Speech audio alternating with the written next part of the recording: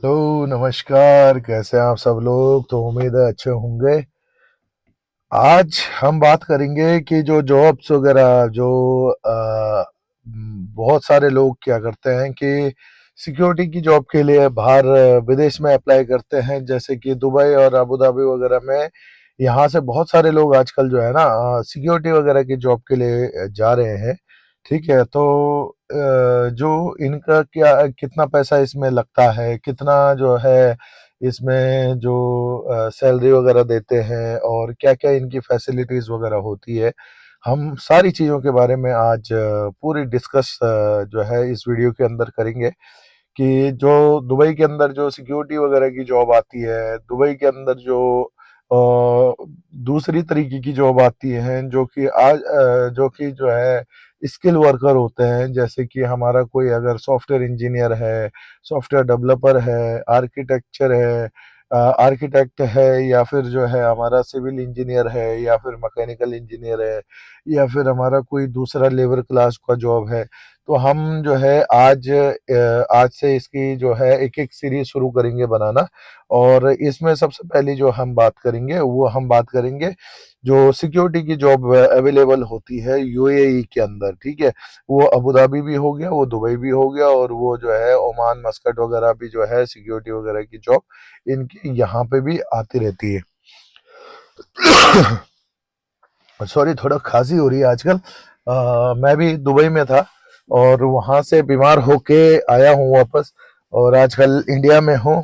ठीक है, तो मैं आपके लिए जो है नई नई वीडियोस वगैरह बनाता हूँ और कुछ दिन से ही बना रहा हूँ क्योंकि पुराने वाले जितने भी चैनल थे मेरे वो सारे के सारे जो है वो डिलीट मैंने कर चुका हूँ और नई तरीके से मैं सीरीज वगैरह शुरू कर रहा हूँ। ठीक है, तो इस वीडियो के अंदर हम बात करेंगे जो सिक्योरिटी गार्ड्स की जो जॉब्स वगैरह होती है यूएई के अंदर, उसमें कितना आपका खर्चा लगता है, क्या कंपनीज फैसिलिटीज प्रोवाइड करती है, क्या कंपनीज जो है उन फैसिलिटीज के साथ कुछ और भी चीजें देती है, कितने घंटे की इनकी जॉब होती है और सारी की सारी फुल डिटेल के साथ हम ये वीडियो लेकर आ रहे हैं। और आप पूरा वीडियो इत्मीनान से देखें और पूरा वीडियो देखें ताकि आपको पूरी डिटेल मिल पाए। ठीक है, तो बात करते हैं हम सिक्योरिटी जॉब्स के लिए और सिक्योरिटी जॉब्स की जो वैकेंसीज वगैरह यूएई डिमांड करता है वो ऑल ओवर द एशिया में ही होती है, जैसे कि फिलीपीन हो गया, हमारा नेपाल हो गया, इंडिया हो गया, आपका बांग्लादेश, पाकिस्तान और ये सारी जो कंट्रीज वगैरह है यहाँ से लोग जो है अप्लाई करते हैं सिक्योरिटी के अंदर यूएई में। ठीक है, तो इनका जो खर्चा लगता है वो खर्चा अब तो खैर थोड़ा सा बढ़ गया है क्योंकि जैसे जैसे लोगों की डिमांड्स वगैरह होती है, लोगों की जो सप्लाई होती है वो उनके हिसाब से फिर जो है इनकी कॉस्ट बढ़ जाती है। दूसरा क्या है, ब्रोकर जितने ज़्यादा होते हैं उतने ज़्यादा आपका खर्चा लगता है। ठीक है, तो आप ये थोड़ा श्योर कर लें कि आपका जो ब्रोकर है वो डायरेक्ट या इनडायरेक्ट तरीके से जुड़ा हुआ है किसी फॉर्म उसके साथ, जो ब्रोकरेज फर्म होती हैं जो बाहर भेजती हैं कंपनियां। ठीक है, तो जो कंसल्टेंसी वगैरह होती है, बेसिकली कंसल्टेंसी बोल लो या ब्रोकरेज फर्म, तो खैर ब्रोकरेज फर्म तो अलग होती है, कंसल्टेंसी टाइप की एक सर्विस बोल लो आप इनके लिए।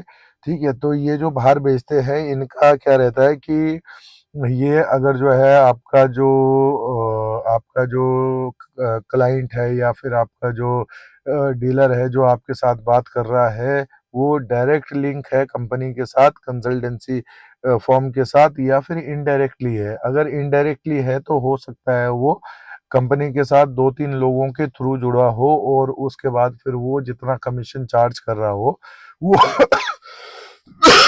वो थोड़ा ज़्यादा हो जाए। ठीक है, पहली बात, क्यों? क्योंकि जितना ज़्यादा चार्ज आप पे करोगे ना, आपको अपना सैलरी निकालने के लिए उतना ज़्यादा मेहनत करना पड़ेगा और उतना ज़्यादा आपको टाइम लगेगा। ठीक है, तो इसलिए कह रहा हूँ कि आप डायरेक्ट कंपनी में जाएँ और डायरेक्ट कंपनी में जो है किसी भी जो कंसल्टेंसी सर्विस है जो नामी है, ठीक है? उनके साथ आप डायरेक्ट लिंक अपना रखें। बीच में अगर ब्रोकर के थ्रू जाएँगे तो फिर उसमें ज़्यादा पैसा लग जाता है। ठीक है। अगर डायरेक्ट जाएंगे तो डायरेक्ट में आपका 1.5 लाख से 2 लाख रुपए ज़्यादा इससे ज़्यादा नहीं लगता है। 1.5 से 2 लाख रुपए आपका लगता है, और उसके बाद फिर आपके पास जो है यूएई के अंदर जो भी सिक्योरिटी कंपनी होती है, ठीक है, वो आपको वहाँ पे जो है हायर करती है इंटरव्यू के थ्रू। तो क्लाइंट के इंटरव्यू होते हैं, जैसे कि G4S के इंटरव्यू वगैरह होते हैं, आपका स्किल फोर्स का इंटरव्यू वगैरह होता है, अल नज़्मा का होता है, या फिर जो है आपका ट्रांसगार्ड का होता है, या फिर जो है आपका और भी जो कंपनियां होती है जैसे अरकान होगी, ठीक है। तो बहुत सारी अलग अलग, कम से कम 50 कंपनियां यूएई के अंदर जो है सिक्योरिटी में काम करती है, जो मैन पावर सप्लाई करती है सिक्योरिटी की, ठीक है। तो वो लोग क्या करते हैं, यहाँ पे जो इनके क्लाइंट्स होते हैं उनसे इंटरव्यू करवाते हैं, फेस टू फेस इंटरव्यू भी होता है, और कई बार जो है आपका वीडियो कॉन्फ्रेंस के थ्रू भी इंटरव्यू होता है। तो इनमें जो हाइट वगैरह की डिमांड होती है वो 5'8" से लेके और 6 फुट तक, या 6 फुट से ऊपर भी हो तो भी चल जाता है, ठीक है। ये सारी की सारी इनकी डिमांड होती है, और उसके बाद फिर ये जॉब देते हैं वहाँ पे सिक्योरिटी गार्ड का, ठीक है। और सिक्योरिटी गार्ड की जॉब के बाद फिर अगर मान लो इनकी सैलरी कैसे होती है, तो सैलरी होती है दुबई के अंदर आप अगर जाएंगे, जो एक अलग अलग, क्योंकि सिक्योरिटी होती है, दुबई की सिक्योरिटी अलग होती है, जो कि हमारा सीरा के लाइसेंस के साथ होती है, और जो हमारी अबू धाबी की सिक्योरिटी होती है वो होती है पीएसबीटी लाइसेंस के साथ होती है, ठीक है। तो जो हमारे दुबई के अंदर जो सैलरी पैकेज दिया जाता है, वो दिया जाता है 2240 या 2260 के आसपास का दिया जाता है, ठीक है।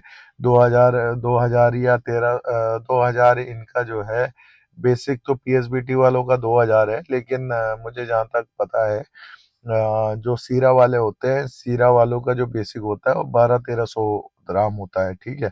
तो 1200-1300 के बाद इनकी जो ओवर टाइम के बाद मिलती है वो 2200-2300 के आसपास सैलरी मिलती है। उसके बाद फिर जो है बहुत सारी कंपनियां ऐसी भी है जो 2200-2300 से स्टार्ट होती है और 2400-2500 तक भी सैलरी देती है। मतलब 2400 या 2500 दराम सैलरी देती है। उसके बाद फिर जो है जो सीरा वाले हैं वो 2400-2500 मैक्सिमम जाते हैं, और जो आपका पीएसबीटी वाले होते हैं वो आपका जो है 2770 या 2800 तक मैक्सिमम जाते हैं, ठीक है। और अगर कंपनी का फूड अलाउंस और ट्रांसपोर्टेशन और आपका एकोमोडेशन वगैरह की बात करूँ, तो बहुत सारी कंपनियां क्या करती है, वो सैलरी देती है। सैलरी के बाद फिर आपको अपना फूड और इन सब चीज़ का अलग रखना पड़ता है।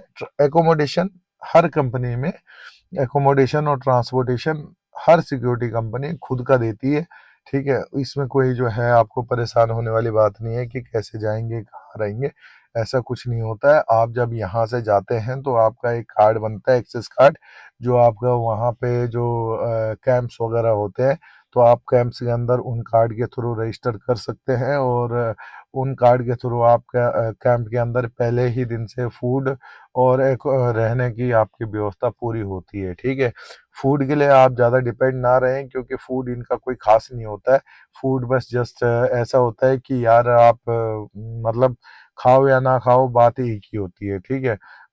इनका क्या होता है कि इजिप्शियन वगैरह जो इजिप्शियन लोग आते हैं उनके लिए तो ठीक होता है इनका फूड, लेकिन बाकी जो है मुझे कोई खास लगता नहीं है, क्योंकि मैं खुद भी जो है रह के आया हूँ, तो कोई खास इनका फूड का कुछ नहीं होता है, ठीक है। दूसरी चीज मैं ये बोलना चाहूंगा कि जो इनकी सैलरी पैकेज होती है, तो सैलरी पैकेज में शुरू के 3 या 4 महीने क्लाइंट, ये जो आपका ब्रोकर जो होता है ना, जो आपको बाहर भेजता है कंसल्टेंसी फर्म वाले, ये चाहे कितना भी आपको बोलें कि नहीं काटते हैं पैसा और ये वो, सो ऐसा कुछ नहीं होता है। शुरू शुरू के कम से कम 3-4 महीने तक ये दबा के पैसा काटते हैं आपका, ठीक है। आपका कम से कम जो है आपको हाफ सैलरी मिलता है। अगर आपकी लोकेशन अच्छी हो गई, लोकेशन आपको परमानेंट मिल गई पहले दिन से ही, जैसे कि आप अगर 10 तारीख को इंडिया से निकलते हैं जनवरी में, तो उसके बाद अगर आपकी जो है अगले फरवरी 10 तारीख से पहले, यानी अगर जो है आपका 21-22 तारीख या 25 तारीख जनवरी से ही आपका अगर जो है स्टार्ट हो जाता है जॉब और लोकेशन एक ही रहती है, तो हो सकता है आपको जो है, अगर आपका बेसिक 2000 है, तो हो सकता है आपको बेसिक से थोड़ा कम मिले, ठीक है। ओवर टाइम क्योंकि 8-9 घंटे का इनका बेसिक होता है और 3-4 घंटे का ओवर टाइम होता है, ठीक है। तो ये इनकी कैलकुलेशन रहती है कि अगर मान लो बेसिक सैलरी हमारी 2000 है, तो ओवर टाइम में इसके ऊपर जो भी मिलता है पर डे का 100 दराम, ठीक है। तो बेसिक जो होती है 26 दिन की बेसिक होती है, और बाकी 4 दिन की हमारी जो है ओवर टाइम होती है, 4 दिन, ठीक है। पूरे 30 दिन काम करना पड़ता है। 31 महीना कोई जाएगा, 31 दिन का कोई महीना जाता है तो उसमें एक दिन की कोई सैलरी नहीं मिलती है। अगर 29 का कोई महीना जाता है 29 का कोई महीना जाता है तो उसकी सैलरी आपकी एक दिन की कट होती है, ठीक है। ये सारा सिस्टम इनका रहता है। और दूसरी क्या चीज़ रहती है कि बोलने के लिए बहुत अच्छा होता है, ठीक है। लोकेशन में आपको मतलब वैसे तो जैसे अगर देखा जाए तो अगर जिसके बस का कुछ नहीं होता है वो वैसे सिक्योरिटी वगैरह कर सकता है। सैलरी पैकेज भी 50-60 हज़ार रुपये इंडिया के हिसाब से बन जाता है, ठीक है। अगर इंडिया की बात करूं तो, अगर नेपाल की अगर मैं बात करूं तो नेपाल से जो बहुत सारे लोग हैं वो 6 लाख 6.5 लाख जो नेपाली करेंसी है वो देते हैं, ठीक है। और उसके बाद फिर वहाँ का जो पैसा बनता है वो लगभग 90 हज़ार 1 लाख, ठीक है, 90 हज़ार 95 हज़ार के आसपास बनता है। जिसमें क्योंकि फूड इतना अच्छा नहीं होता है तो फूड आपको बाहर से ही लेना पड़ता है। और फूड में चाहे आप कुछ भी ले लो, आप नमकीन बिस्कुट अपना चाय पत्ती, या फिर आपने चीनी लेना है, आपने दूध लेना है, कुछ भी लेना है, आपको बाहर से ही लेना पड़ेगा। और कुछ चीज़ों के दाम तो यहाँ से ज़्यादा होते हैं, कुछ चीज़ों के दाम नॉर्मल यहीं के हिसाब से ही होते हैं, ठीक है। तो ऐसा आप वो ना करें, क्योंकि बाहर अगर खाना खाओगे वहाँ पे तो कई बार एक रोटी 2 दराम की, 1.5 दराम की, 2 दराम की, आदमी अगर नॉर्मल चपाती भी खाएगा, वो जो हमारे यहाँ पे जैसे इंडियन चपाती होती है वो भी 1.5-2 दराम की होती है। थोड़ा साइज उसका बड़ा होता है, ठीक है, साइज बड़ा होता है, लेकिन आदमी जो खाने वाला है वो कम से कम 4-5 चपाती तो खा लेता है।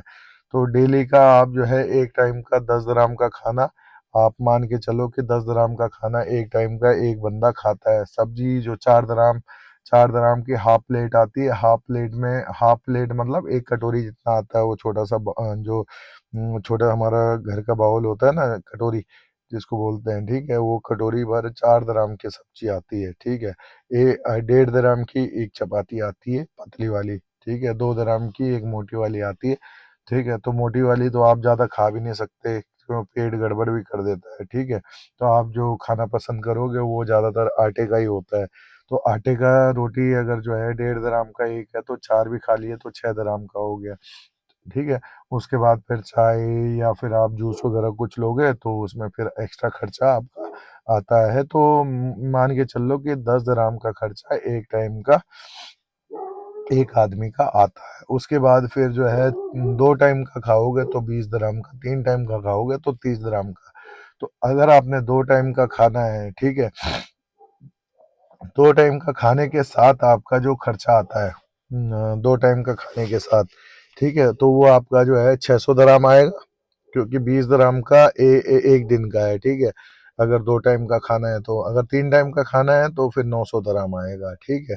उसके बाद फिर ऊपर का आप जितना चटर पटर, या फिर आप कुछ ऐसे वाले आदमी हों जो थोड़ा बहुत आपके जब जॉब पे जाते हो तो कुछ ना कुछ बिस्कुट बिस्कुट नमकीन या फिर जूस वगैरह के अगर आप शौकीन हो, या कभी कभार बियर वगैरह पीते हो, तो उसका फिर खर्चा आपका अलग आता है, ठीक है।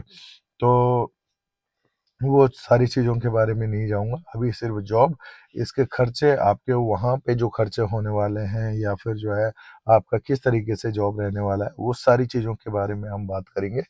तो ये सारी जो चीज़ें हैं, ये सारी वहाँ पे फैसिलिटीज़ वगैरह तो मतलब फैसिलिटी कुछ भी नहीं होती यार, फैसिलिटी बस ये है कि थोड़ा गर्म पानी आ जाता है वहाँ पे, और गर्म पानी आने के बाद फिर ये रहता है कि सर्दियों में तो हवा इतनी चलती है कि आप पूछो मत। अबू धाबी के अंदर तो बहुत ज़्यादा हवा चलती है, वहाँ पे तो मतलब ये लगाओ आप कि अगर आप 1 डेढ़ घंटे अगर हवा में रह गए तो आपका तो बैंड बज गया फिर समझो।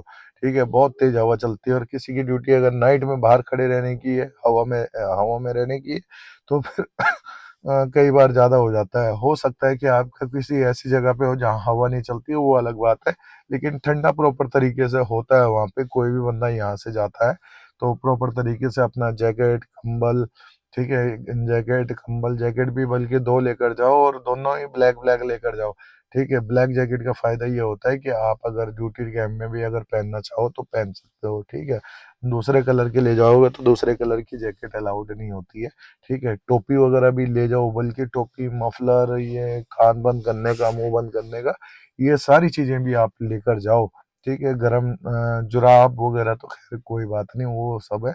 लेकिन मेन चीज़ क्या होता है, ये ऊपर का जो हिस्सा होता है ना, आपका जो हेड एरिया होता है, यहाँ पे जो हवा लगती है ना, कोरी हवा, जो समंदर के किनारे वाली बोलो या फिर रेगिस्तान वाली बोलो, ये बहुत जोर से लगती है, बहुत तेज लगती है, और इससे आपके कई बार सर में दर्द होना शुरू हो जाता है। जैसे कि मैं हूँ, मुझे हवा से बड़ा परहेज है कि ज़्यादा तेज हवा के बीच में मैं मतलब थोड़ा सा क्या होता है कि सर में दर्द सा शुरू हो जाता है। तो ऐसे अगर आपको दिक्कत है तो आपको भी जो है अपना टोपी, पूरा मफलर, गला बंद टाइप का पूरा जो है लेकर जाओ। और वहाँ पे क्या है कि कहीं कहीं तो सेंट्रलाइज एसी है, ज़्यादातर सेंट्रलाइज एसी है, लेकिन कहीं कहीं वो वाला एसी होता है। ठीक है, जो सफोकेशन करता है कई टाइम पे। तो अब गर्मियों में तो लगातार वो 14-15 डिग्री पे चलता रहता है, 16 डिग्री पे चलता रहता है, तो कोई दिक्कत नहीं है, क्योंकि वो चलता रहता है। ठीक है, उसका एसी चलता रहता है। लेकिन जब कई बार क्या होता है, सर्दियों में क्या होता है, गर्मियों में 15-16 पे चलता है, लेकिन सर्दियों में क्या होता है, वो 24-25 पे चलता है, तो उसमें जो है थोड़ा बहुत सफोकेशन सा होता है कई बार। तो जब सफोकेशन होता है तो अंदर अंदर जो होता है वहाँ पे पैक होता है, अंदर पूरा जो है अंदर पैक होता है। बाहर की हवा बहुत अलग सी होती है, तो खिड़कियां बंद ही रहती है ज़्यादातर। तो अंदर का जो एरिया होता है ना, वो सफोकेशन करता है, और सफोकेशन में थोड़ा बहुत कई बार पसीना आता है, और पसीने के बाद आप थोड़ा बाहर हवा में निकल गए तो आप बीमार हो सकते हो। ठीक है, तो अपनी मेडिसिन्स वगैरह साथ में लेकर जाओ, अपनी जो दवाइयाँ हैं उनको साथ में लेकर जाओ, अपना जो पूरा किट होता है, पूरा किट आप एक कटने की दवाई से लेके बुखार, सर दर्द, और तो और मैं आपको बोलना चाहूँगा कि जो टाइफाइड, डेंगू वगैरह का, या फिर मलेरिया का, या फिर कुछ भी आपको कोई भी दिक्कत है, और आपको कोई भी दिक्कत है, जैसे कि डिटॉक्स करने का, बॉडी को डिटॉक्स करने का जो भी सामान होता है, जैसे कि आपका कुछ भी जो भी गले में खराश से संबंधित चीज़ें हो गई, या फिर आपका जो है कुछ भी जो ऐसा चीज़ लगती है आपको कि यार ये अंदर जाके कहीं कुछ आपने सुना भी होगा ना अगर दूर से, तो भी उस चीज़ का सामान लेकर जाओ। कई बार क्या होता है, हाथ पैरों में हल्का सा दर्द महसूस होता है, जो हल्का सा जो जैसे बुखार आने से पहले कई बार हल्के से हाथ पैर जो है ना हमारे ऐसे हो जाते हैं, ढीले से पड़ जाते हैं। उन सब चीज़ों के लिए आप मेडिसिन्स वगैरह लेकर जाओ, आपके लिए बहुत बेनिफिट रहेगा। ठीक है, क्योंकि एक बार आप चले गए, आपने पैसा लगा दिया, तो बहुत दिक्कत होती है वहाँ पे मेडिसिन्स का, ख़ासकर क्योंकि मेडिसिन वहाँ पे डॉक्टर ऐसे देता ही नहीं है। ठीक है, चेकअप वगैरह कर देगा इंश्योरेंस वगैरह पे। अगर आपको ज़्यादा दिक्कत होगी तो आपको इंडिया आना पड़ेगा, और इंडिया अगर आपने 1 हफ्ते से ज़्यादा लगा दिया, ठीक है, अगर आपको 6 महीने से ज़्यादा हो गया तो अलग बात है, लेकिन 6 महीने तो निकालने बहुत मुश्किल होते हैं कई बार। ठीक है, बड़ी दिक्कत हो जाती है। ठीक है, कई बार सफोकेशन की वज़ह से आदमी सो नहीं पाता है। नाइट ड्यूटी अगर 4-5 महीने लगातार कर दी तो आपको जो है स्लीपिंग डिसऑर्डर टाइप की जो है प्रॉब्लम हो सकती है, अगर किसी को आदत नहीं है रात में जागने का तो। ठीक है, क्योंकि दिन में आदमी सो नहीं पाता है ढंग से, प्रॉपर तरीके से। तो या तो फिर आप थोड़ा बहुत अल्कोहलिक हो जाओगे, ठीक है? या तो फिर आप जो है कहीं न कहीं अगर अल्कोहलिक नहीं होगे, कुछ जो है अलग से चीज़ें नहीं लोगे तो फिर उसमें फिर आपको कहीं न कहीं उस चीज़ को फ़ेस करना पड़ेगा और फ़ेस करने के साथ-साथ आपको दिक्कत भी हो सकती है, ठीक है? चलो हम अपने पॉइंट पे आते हैं कि जो सैलरी वगैरह होती है, इंडिया के हिसाब से तो 50-60 हज़ार बन जाती है, नेपाल के हिसाब से हमारा जो है 90-95 के आसपास बन जाती है और हमारा अगर जो है हम सैलरी पाकिस्तान के हिसाब से अगर मैं बात करूँ तो फिर वहाँ के हिसाब से तो डेढ़ पौने 2 लाख रुपए बन जाती है शायद 1,70,000 क्योंकि 1,70,80,000 बन जाती है क्योंकि इंडिया से ज़्यादा है वहाँ का जो है ना? तो इस तरीके से वहाँ पे सैलरी वगैरह बन जाती है। उसके बाद फिर जो है आपका खाने-पीने का भी मैंने आपसे बात कर ही दी है। कुछ पॉइंट है छूटता तो नहीं है क्योंकि इतना ही होता है। दूसरा आपका ड्यूटी पे डिपेंड करता है कि आपकी लोकेशन कैसी है। बहुत सारी लोकेशन अच्छी होती है, बहुत सारी लोकेशन में खड़ूस लोग आपको मिल जाते हैं, ठीक है? स्ट्रिक्टनेस बहुत है, ठीक है? आपको बहुत ज़्यादा जो है कई बार प्रेशराइज़ बहुत किया जाता है आपको काम करने के लिए, ठीक है? दूसरा क्या है कि वहाँ पे टर्म एंड कंडीशंस बहुत होती है। टर्म एंड कंडीशंस वगैरह इस तरीके से होती है कि आपने शूज़ में गंदे हो गए तो आपका फाइन कट जाएगा। आपके बालों की कटिंग आपकी अच्छी होनी चाहिए, आपकी क्लीन शेव होनी चाहिए और इस तरीके से मतलब जैसे कि एक आर्मी वाला रहता है ना बिल्कुल डिसिप्लिन के साथ, इस तरीके से स्ट्रिक्टनेस रहती है, ठीक है? आपको कोई भी मौका नहीं दिया जाएगा गलती करने का। ठीक है, अगर आप गलती करते हो तो आपका फ़ाइन लगता है। फ़ाइन भी कैसे लगता है 200 दिरहम, 150 दिरहम, 300 दिरहम, जैसे जिसका मन आता है वो वैसा फ़ाइन मारता है फिर, ठीक है? आप उस तरीके से जो है तैयारी कर सकते हैं अपनी और बाकी अगर किसी को ये है कि हाँ, हम डिसिप्लिन के साथ रह सकते हैं और हमने सिर्फ़ वो करना है, जॉब करनी है और टाइम स्पेंड करना है अपना, 2 साल काटने हैं, पैसा कमाना है और घर वापस आना है या फिर वहीं लगाना है, ठीक है? तो अच्छा है, आप जाओ, करो, आपको अच्छा है 60-70 हज़ार रुपए आपकी सैलरी मिल जाएगी, आपको पीएसवीटी में ट्राई करो, थोड़ा फिज़िकल ट्रेनिंग वगैरह होती है वहाँ पे और एक जो है नॉर्मल एक ऑप्शनल टाइप का एक क्या बोलते हैं एमसीक्यू वगैरह होते हैं, तो उसमें भी जो है आपका 100 में से 40, 50, 60, 70 नंबर लाने पड़ते हैं, वो तो आप ले आओगे। ठीक है, फिजिकल में उसमें फिजिकल ट्रेनिंग में कुछ थोड़ा रनिंग होती है, उसमें थोड़ा बहुत क्या बोलते हैं जंप होती है और आपको जो है एक 10 किलो या 20 किलो का वेट उठा के जो है एक पॉइंट से दूसरे पॉइंट और दूसरे पॉइंट से पहले पॉइंट तक आना जाना होता है, तो इस तरीके से वहाँ पे जो है फिजिकल फिटनेस का भी जो है ट्रेनिंग होती है, ठीक है? तो ये सब चीज़ें हैं, बाकी सारी चीज़ें नॉर्मल है, कोई दिक्कत नहीं है, ठीक है? बहुत सारे वीज़ाज़ वगैरह ऐसे होते हैं जो आपको यहाँ पे सिलेक्शन आपकी हो जाती है। फिर आपका क्या होता है कि आपका फिर या तो वो टूरिस्ट वीज़ा देंगे आपको, वीज़ा कन्वर्ट वहीं जाके होगा या तो या तो फिर आपका जो है आपका प्रॉपर तरीके से वर्क परमिट के साथ देंगे, तो जब वर्क परमिट के साथ आपको वीज़ा देते हैं तो उसके बाद फिर क्या होता है आपकी जो बेसिक पे होती है आपकी वहाँ जाने के बाद स्टार्ट हो जाती है, लेकिन जब आप टूरिस्ट वीज़ा पे होते हो तो टूरिस्ट वीज़ा पे जाने के बाद आपका बेसिक पे तब शुरू होता है जब आपके पास पीएसबीटी लाइसेंस या फिर सीरिया लाइसेंस आ जाता है, ठीक है? इस तरीके से जो है सारी चीज़ें होती हैं। दूसरी चीज़ क्या है कि जब उनको डिमांड होती है, कंपनियों को डिमांड होती है लोगों की, तो उसके बाद फिर जो है आपकी कुछ गलतियाँ माफ़ भी हो जाती है, लेकिन अगर जो है उनको डिमांड नहीं है, तो आपकी छोटी-छोटी गलतियों की वजह से आपको टर्मिनेट भी कर सकते हैं, ठीक है? तो इस चीज़ का भी आप ध्यान रखें और इतना सारी चीज़ें हैं, ये सारी चीज़ें जो मैंने आपको बताई है, ये सिक्योरिटी के लिए है।